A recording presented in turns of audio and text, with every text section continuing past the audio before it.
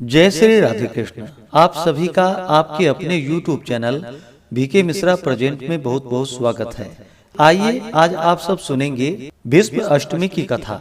माघ मास शुक्ल पक्ष की अष्टमी तिथि के दिन भीष्म अष्टमी का व्रत धारण किया जाता है।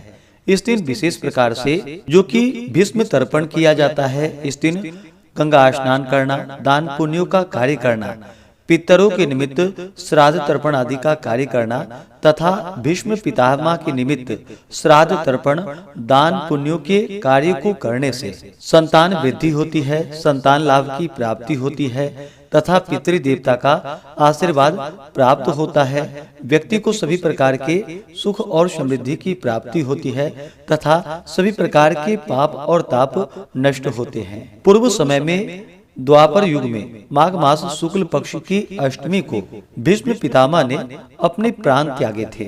इस कारण से प्रत्येक माघ मास की अष्टमी को भीष्म पितामह के निर्वाण दिवस के रूप में इस दिन को मनाया जाता है। तो आइए सुनते हैं भीष्म अष्टमी की कथा। भीष्म पितामह का असली नाम जो कि देवव्रत था। वे हस्तिनापुर के राजा शांतनु की पटरानी गंगा के पुत्र थे। एक समय की बात है, राजा शांतनु शिकार खेलते खेलते गंगा तट के पार चले गए।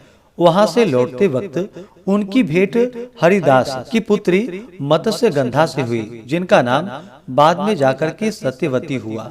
मत्स्यगंधा जो कि बहुत ही रूपवान और अति सुंदर थी। उसे देखकर राजा शांतनु उसके लावण्य रूप पर मोहित हो गए। राजा शांतनु हरिदास के पास जाकर उसका हाथ मांगते हैं, परंतु वह राजा के प्रस्ताव को ठुकरा देता है और कहता है कि महाराज, आपका ज्येष्ठ पुत्र देवव्रत है जो आपके राज्य का उत्तराधिकारी है। यदि आप मेरी कन्या के पुत्र को राज्य का उत्तराधिकारी बनाने की घोषणा करें तो मैं मत्स्यगंधा का हाथ आपके हाथों में देने को तैयार हूँ। परंतु राजा शांतनु इस बात को मानने से इनकार कर देते हैं।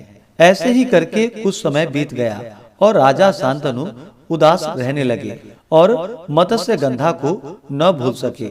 दिन रात उसकी याद में व्याकुल रहने लगे। यह सब देखकर एक दिन देवव्रत ने अपने पिता से उनकी व्याकुलता का कारण पूछा।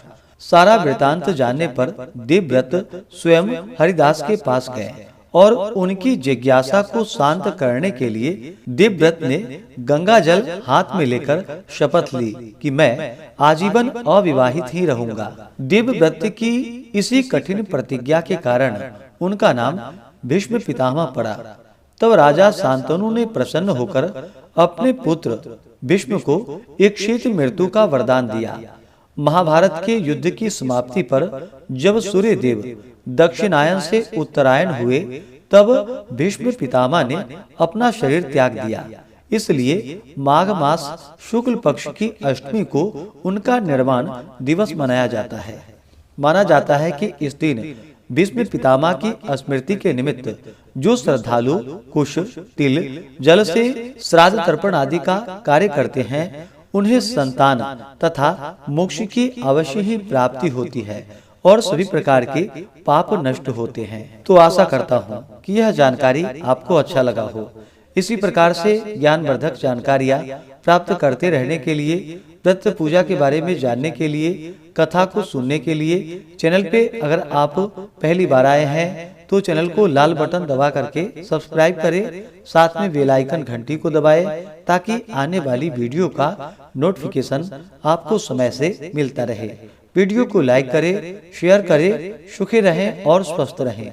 जय श्री राधे कृष्ण। धन्यवाद।